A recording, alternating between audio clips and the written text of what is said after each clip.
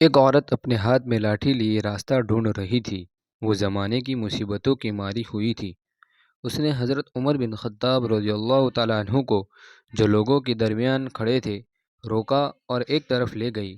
حضرت عمر رضی اللہ تعالیٰ عنہ اس کے قریب ہوئے، اس کے کندھے پر ہاتھ رکھا اور اپنے کان اس کی طرف لگائے۔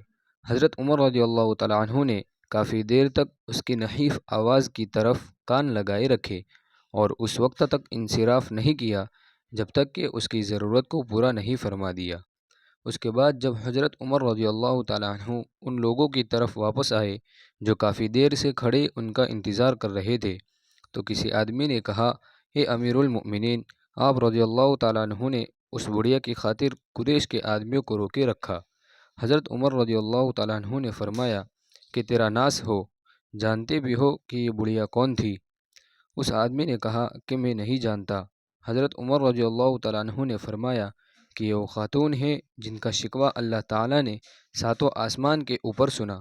یہ خولہ بنت ثعلبہ رضی اللہ تعالیٰ عنہ ہے۔ خدا کی قسم، اگر وہ رات تک میرے پاس سے واپس نہ جاتی تو میں بھی ان کی ضرورت پوری کرنے تک واپس نہ لوٹتا۔